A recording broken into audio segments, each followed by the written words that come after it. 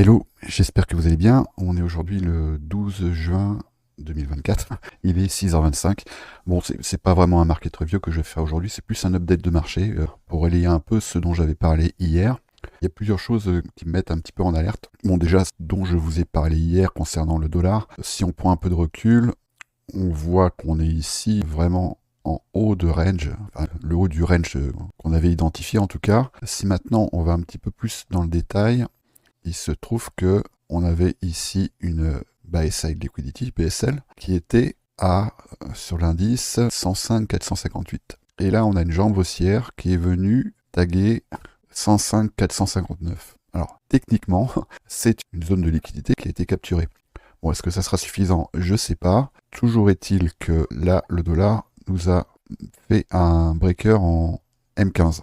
On voit apparaître ici. Bon, est-ce que ça sera suffisant? C'est pas sûr. Mais en tout cas, on a ici un début de structure de retournement sur le dollar. Et c'est quelque chose qu'on a vu apparaître sur les Riscon. Alors, je parle même pas du Nasdaq, hein, qui lui est porté vraiment par notamment le secteur de l'IA qui est vraiment le vent en poupe, Nvidia notamment, et puis aussi Apple qui vient de faire des annonces concernant l'intégration de l'intelligence artificielle. Donc bon, c'est évident que là, ce qui se passe, c'est très impulsif, et si on regarde sur la même time frame, il n'y a pas vraiment de corrélation directe avec ce qui est en train d'imprimer le dollar. Par contre, ce mouvement ici, là, ben, c'est quelque chose qu'on est en train de retrouver sur notamment le Bitcoin. On voit bien que là je suis en 15 minutes, on a le début ici d'une structure de retournement. Alors bon, faut pas oublier non plus d'où on sort, hein. Voilà, on voit que ici quand même on a eu ce qui s'apparente à un market maker tel modèle, et on voit bien que ici on avait un très joli move. Moi je vais être honnête avec vous, je l'ai pas eu celui-là, hein, mais j'aurais bien aimé l'avoir. En l'occurrence, la vocation d'un tel modèle vendeur, donc, c'est a priori de venir capturer les zones de consolidation qui ont précédé ce mouvement. Et on en a une ici qui a été capturée, et si on regarde bien, le prix, il est venu, alors il est pas venu prendre ici cette sell side à 65 000, et c'est vrai que c'est un peu ce que tout le monde attendait, enfin moi-même je pouvais m'attendre à ce qu'on aille plus bas, et on va peut-être aller plus bas d'ailleurs, hein. Mais en tout cas, ici, il y a eu des prises de liquidité quand même assez importantes. Alors, est-ce que ça va être suffisant? Je ne sais pas. Il y a quand même, avant de crier victoire, des zones d'inefficience qu'il va falloir traverser, hein, notamment celle-ci, entre 69 000 en gros, hein, à quelques ticks près, et 69 400. Et moi, j'ai en ligne de mire un point sur lequel c'est soit je vais essayer d'ouvrir une position vendeuse, ou en tout cas réfléchir à hedger une partie de mes positions. Ça sera dans cette zone. Ça va dépendre aussi de l'influx qu'on va avoir ici. Si je vois vraiment quelque chose de très impulsif, je déciderai arriver ici si je vais lutter contre le sens du vent ou pas. Et c'est quelque chose, c'est un mouvement qu'on va retrouver également ici sur Ethereum.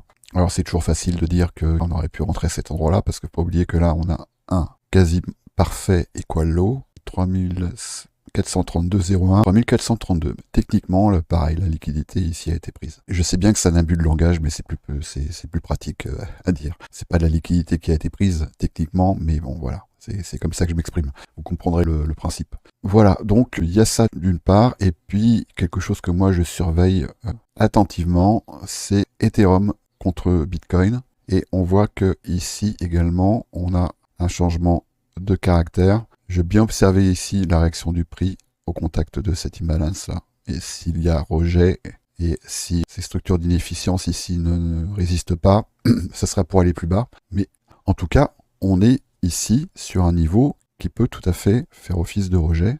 On voit qu'ici on a un breaker qui est en daily, que juste avant, on voit que le prix il est venu réagir au contact d'un breaker, cette fois-ci weekly, Ethereum contre Bitcoin.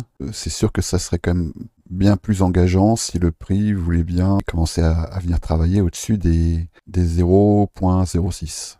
0.6, oui c'est ça en gros. Mais en termes de dynamique de prix, on se retrouve ici dans une zone où une réaction d'Ethereum contre Bitcoin pourrait être assez intéressante. Il ne faut pas oublier que on a eu les annonces de l'ETF Ethereum il y a 2 semaines je crois, et si on regarde bien, c'est ce que je m'étais amusé à regarder, on a eu l'annonce. Alors, je vais me mettre en 4 heures. Alors, on va aller en janvier.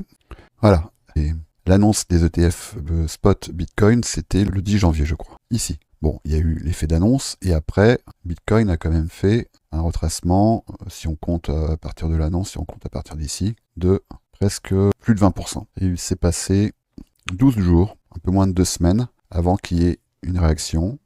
Alors je ne sais pas si vous vous souvenez dans quel état le marché était lorsqu'on était dans cette zone. Tout le monde était en train d'appeler des plus bas ici. Hein. Et au final, on a eu un break de structure qu'on va pouvoir retrouver, je pense, dans les petites unités. Et après, qu'est-ce qu'il nous a fait? Bitcoin, il nous a fait plus 90%. Alors, je dis pas que c'est ce qui va arriver, mais si on regarde bien, là, depuis le plus haut, on a eu donc l'annonce des ETF sur Ethereum. Donc, on voit bien ici l'enjambe impulsive. Hein, et le top de marché était ici le 27 mai. Et là, nous sommes à un peu plus de 2 semaines. Et on est venu travailler ici quand même cette jambe impulsive. Alors, est-ce que ça sera suffisant? Je ne sais pas. Il y a encore un peu de place en bas hein, pour qu'on vienne travailler plus bas. Mais c'est sûr que là, la réaction d'Ethereum contre Bitcoin, alors je dis pas que c'est là, mais en tout cas, c'est peut-être le début de quelque chose. Donc, moi, je vais me mettre en alerte sur ces zones. Je pense qu'à un moment donné, il faut aussi savoir prendre des risques. Et que, en règle générale, c'est lorsqu'on ressent le plus la peur et l'inquiétude que c'est souvent le bon moment pour le faire. Voilà. Donc, ceci étant dit, bon, je vais pas m'attarder pour l'instant sur les indices hein, qui viennent de taper des plus hauts. En tout cas, le Nasdaq a tapé un nouvel ATH, le SP500 également, et je crois pas le Dow Jones. Le Dow Jones est un petit peu à la traîne. On voit bien hein, la divergence entre les trois indices. Bon, il y a quand même plusieurs choses auxquelles il va falloir faire attention. Déjà, évidemment, voilà ce qui nous attend jusqu'à la fin de la semaine. Donc, il va vraiment falloir faire très très attention. Le CPI, FOMC, enfin bon, ça c'est vraiment la fin de semaine de tous les dangers. On est en milieu de mois. Et une chose à laquelle je vais être particulièrement attentif également, c'est la décision des taux d'intérêt parce que on a quand même une sénatrice qui a appelé officiellement Powell à baisser les taux d'intérêt. Alors bon, après, est-ce qu'elle va être entendue? Ça, c'est autre chose. Mais je pense que ça surprendrait tout le monde si c'était le cas. Parce que c'est vrai que les récents événements ont laissé entendre que les taux d'intérêt n'allaient pas être baissés dans l'immédiat. Et on voit bien que c'est ce que le marché nous a montré, hein, avec le mouvement qu'on a pu observer sur le dollar. On voit quand même bien que là, ce qui s'est passé ici, c'est un effet d'annonce. Hein. On pourrait tout à fait, là, à l'occasion de cette fin de semaine, voir un effet d'annonce contraire. Ça, c'est tout à fait possible. S'il y avait effectivement quelque chose qui pourrait laisser entendre que les taux d'intérêt allaient être baissés. En tout cas, en termes de price action, j'en ai déjà parlé hier, on a ici un gap imbalance qui va être travaillé. Après quand, je sais pas. Faut pas oublier qu'on en avait un beaucoup plus haut et qu'il a été travaillé, celui-ci. Bon, il a été travaillé, il a été travaillé 6 mois plus tard. Donc, bon. Ça ne veut pas dire qu'il va être travaillé là maintenant, mais en tout cas, en termes d'action du prix, on a ici un appel d'air et on a également un appel d'air qui, autant ici le travail a été fait, c'est-à-dire que là je vous ai montré qu'à un tick près, les liquidités ont été prises, la zone de stop, elle a été tag. Ici par contre, c'est pas le cas. Ici on a un relative equal low et là on a la première jambe, la deuxième jambe, le plus bas est à 103 999 et ici le plus bas il est à 103 993, d'accord? Donc on a ici des stops qui résident, des zones de stop évidentes. Donc je suis pas en train de vous dire c'est pour aujourd'hui, c'est là pour maintenant, mais en tout cas ici il y a un appel d'air qui est à mon avis important et un breaker, peu qu'il résiste, en tout cas se reteste. Je vous rappelle quand même ce qui s'était passé sur Bitcoin. Hein. Breaker H1, 1, 2, 3, hop, ici on a retesté encore et après on est parti. Voilà. Et ensuite, il est possible qu'au bout d'un moment il soit cassé ce breaker. Il est possible qu'on aille faire des plus bas. Je pense pas que ce soit pour tout de suite. En tout cas, ce que Bitcoin montre là actuellement laisse entendre qu'on va peut-être assister à un rééquilibrage, à minima, un rééquilibrage peut-être de ces zones ici, de cette zone-là. Et moi, ce qui m'intéresserait, ce serait évidemment qu'on vienne travailler ici ce breaker. S'il ne résiste pas, tant mieux. Ça veut dire qu'on ira faire dans ce cas-là. À mon avis, je pense qu'après, ça c'est le dernier rempart avant un nouvel ATH. Et sinon, moi, dans cette zone, je me mettrai à l'affût dans les petites unités, peut-être en 5 minutes ou en 15 minutes, d'une structure qui laisse penser qu'on va retracer. Et à ce moment-là, pour moi, ça sera le signal de passer vendeur, et en tout cas d'être sur un edge dynamique. C'est-à-dire que si j'ai des positions à l'achat, toutes les opportunités que je vais trouver de vendre, je le ferai sur les dérivés pour hedger mes positions acheteuses en fait. Voilà. C'était C'était vraiment une petite mise à jour. On va observer ce qui va se passer aujourd'hui. Soyez extrêmement prudents parce que ça va être très volatile les jours qui vont arriver. Il y aura toujours des opportunités, notamment sur la London. Et puis, la plupart du temps, on a aussi des opportunités qui peuvent être intéressantes. Il faut se méfier toujours des sorties de jambes impulsives. C'est surtout ça qu'il faut faire attention, auquel il faut faire attention. Donc, aujourd'hui, oui, peut-être sur la Silver Bullet, entre 16h et 17h.